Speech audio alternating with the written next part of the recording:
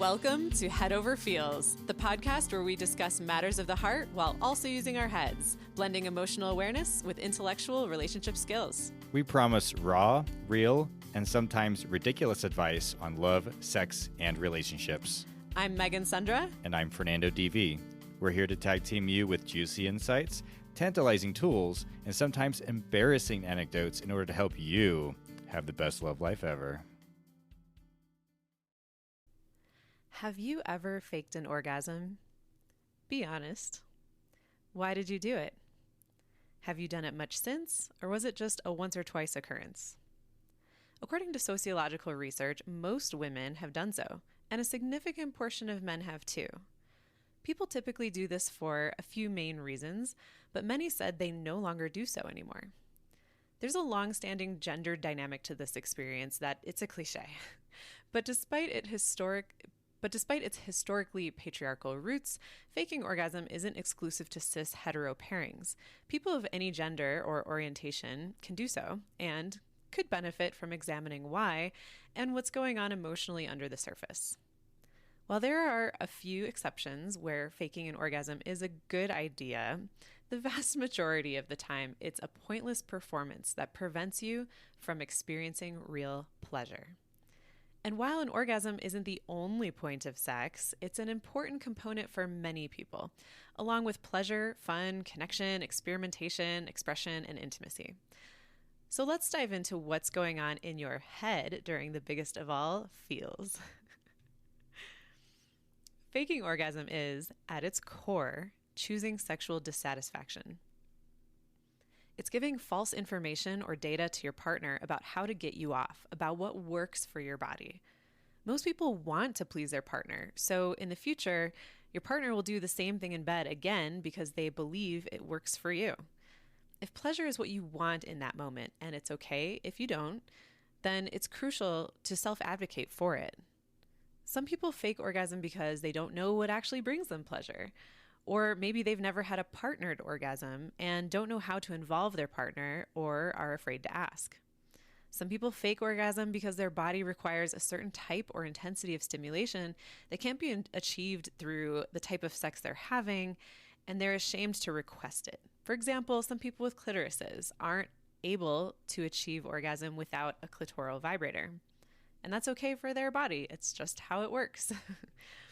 Some people are so concerned with their partner's pleasure, leaving them with a glowing impression of your prowess, that they deprioritize their own.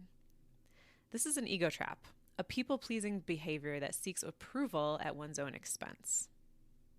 Some people fake orgasm just to get bad sex, quote, over with. It's a way to signal to your partner, okay, I'm done now, without being direct about it. And sure, sometimes you're tired and don't want to launch a whole conversation around an explanation or be perceived as a buzzkill. But by taking this non-confrontational or lazy way out of the experience, you omit a lot of important information from your partner that could benefit you both next time. And let's normalize changing the course of a sexual experience midway in a neutral, non-judgmental, matter-of-fact way. Stopping sex is okay for reasons other than there being an emergency, pain, revoked consent, or a serious trigger. It's okay to stop just because you're tired, distracted, stressed, or just not feeling it.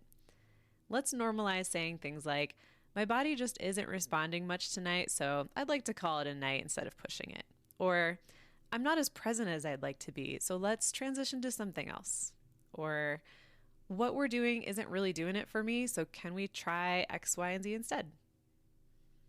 But again, when you fake orgasm because you just want the experience to stop without discussing it, it's lying to avoid your own uncomfortable feelings that will arise when being direct and addressing the issue in the moment.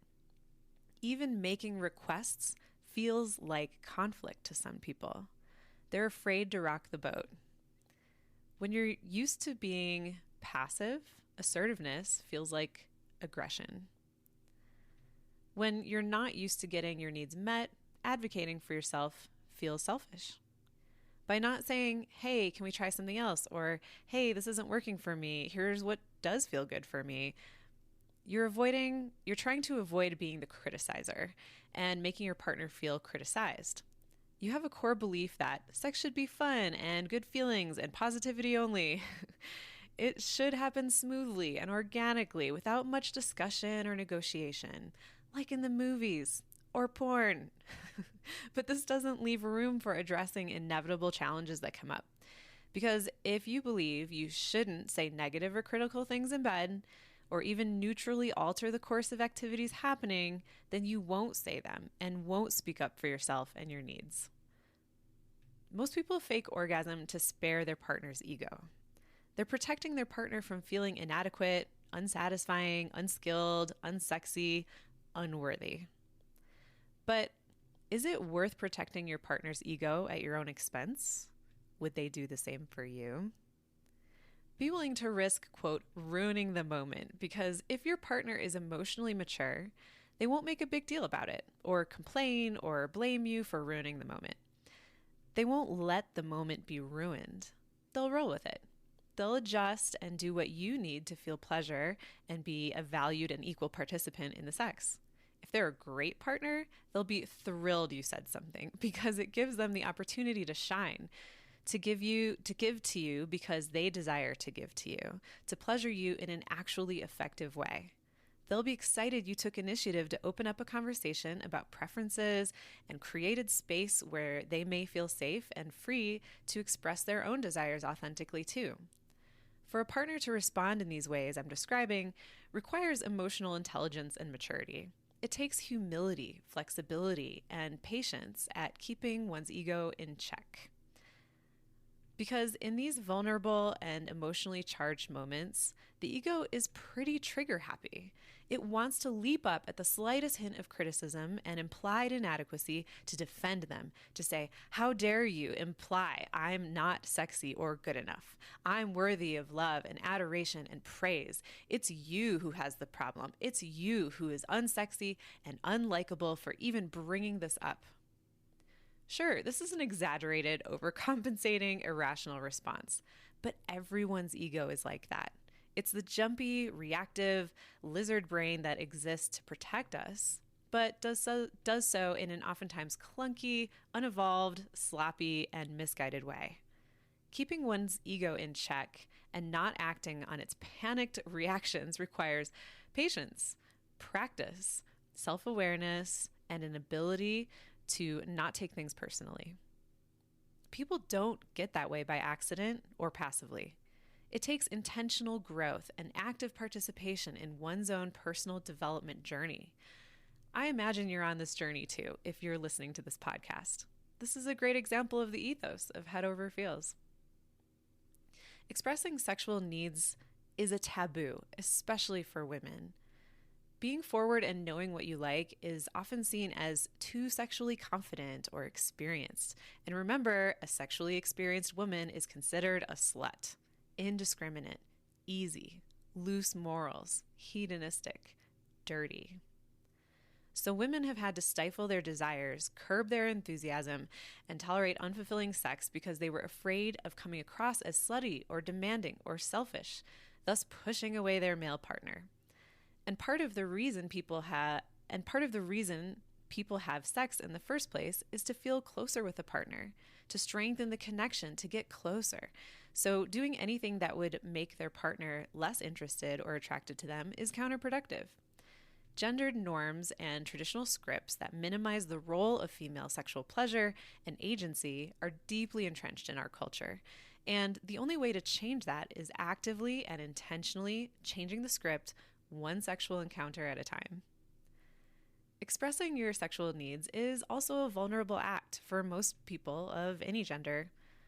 Making any request or suggestion that deviates from the, quote, norm runs the risk of judgment and rejection from your partner, not only interrupting the smooth and sexy flow of the experience, but also possibly affecting how they think about you and even whether or not they'd want to continue dating you.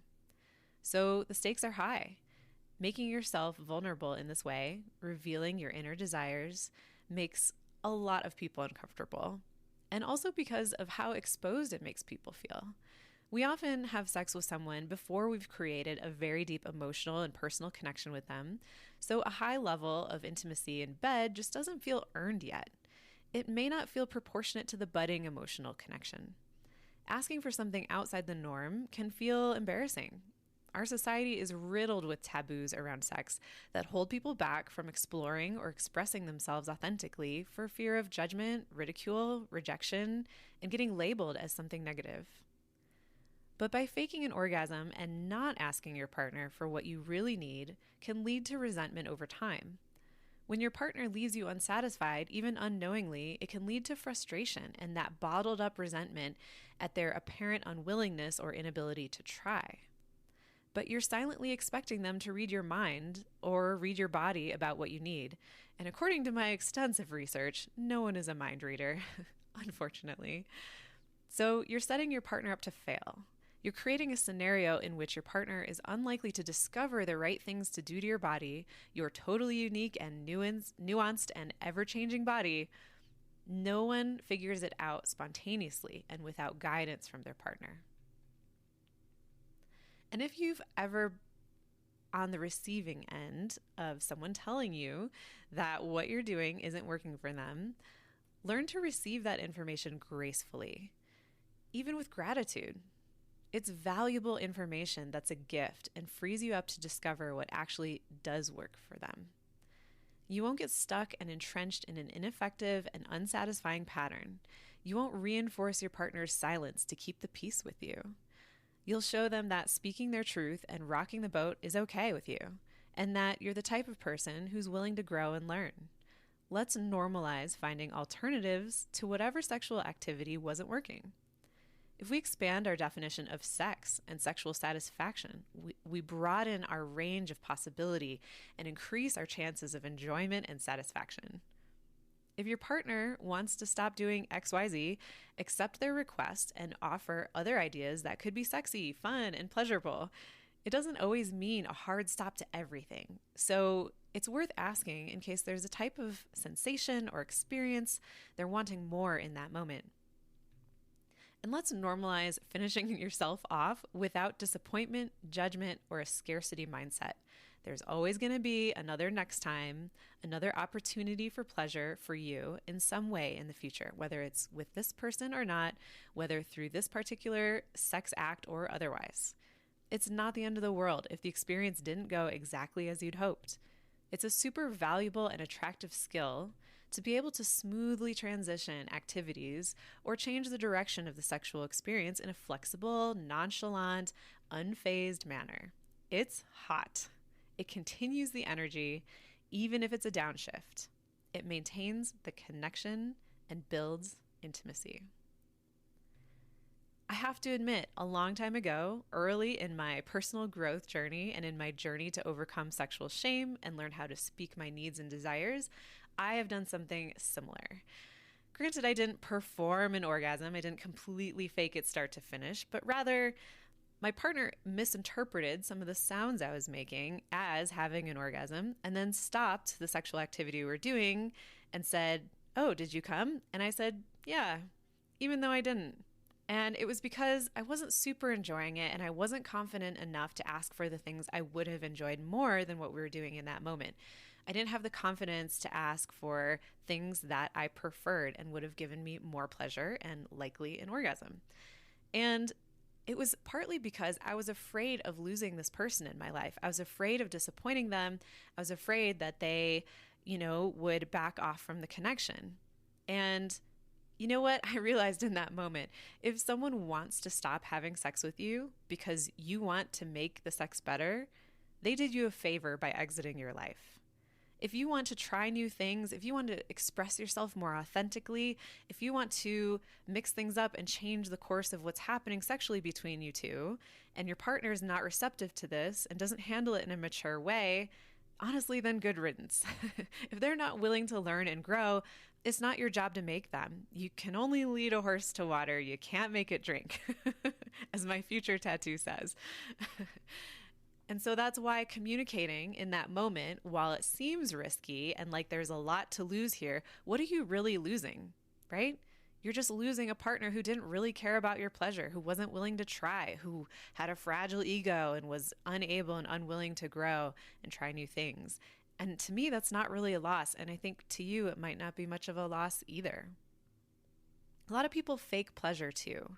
They'll just moan and breathe in a certain way and express themselves in a way that expresses pleasure in that it's a performance of pleasure. So faking an orgasm has a lot of parallels with faking pleasure.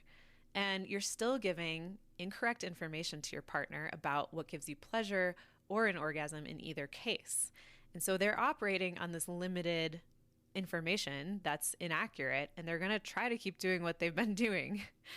And in that moment, when I lied and said I had an orgasm when I didn't, and my partner was like, cool, and like was done with that experience and just sort of moved on with his day, feeling very self-satisfied, feeling very proud of himself. His ego was stroked, right? That like, ooh, I made my girlfriend come. And then I was sitting there feeling sexually unsatisfied. I wasn't finished, and I wanted to be finished. I wanted to experience pleasure. I wanted him to make an effort. And I had this aha moment. I was like, fuck, I just screwed myself over. I just sold myself short. I just agreed to not experience pleasure. I shot myself in the foot, sexually speaking. And yeah, at its core in that moment, I chose sexual dissatisfaction. And honestly, I did project my dissatisfaction and resentment onto my partner for not getting it right. But how could I have expected him to get it right when I was essentially lying through the sounds I was making and the words that I said that like, yes, I had an orgasm, when that wasn't true. So my resentment was misplaced.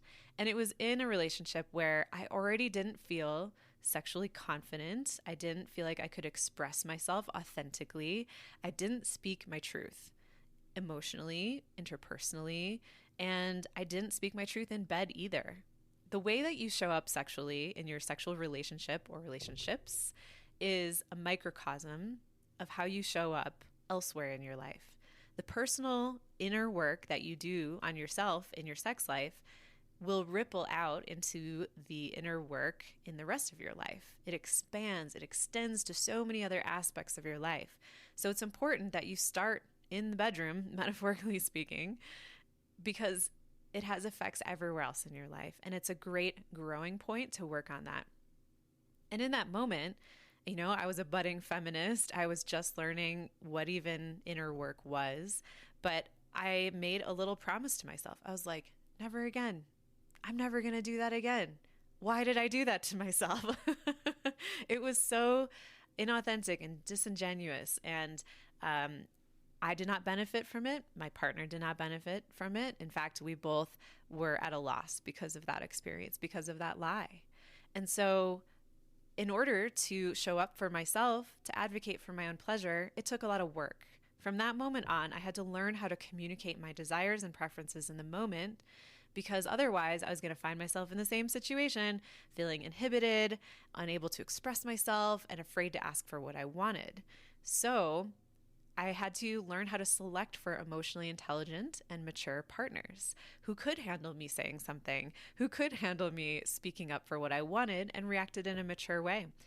And that took a lot of filtering for the right kinds of people in my life. I had to do inner work and grow as a person, learn my communication skills, and learn self-advocacy and learn sexual empowerment.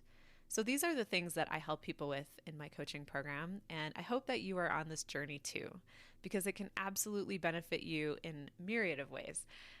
So please let me know what you think about this, and please subscribe to Head Over Feels podcast. Leave us a 5-star review and rating if possible. And if you'd like to submit your question for future episodes when I team up with Fernando to answer your letters, go to headoverfeelspod.com/contact.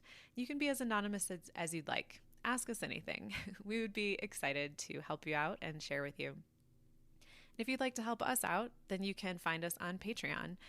For as little as about $5 a month, you can get an additional exclusive episode through Patreon where we get a little more personal. We still answer letters, but we have a lot more, a little more spice.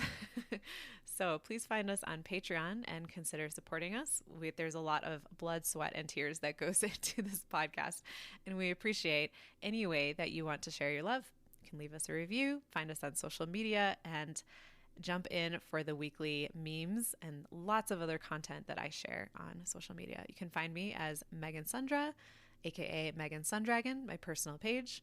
And you can find us in the Rebel Hearts Facebook group. And that's a private group where you can let your freak flag fly. Thank you again for joining me. I'm Megan Sundra, and this is Head Over Feels Podcast.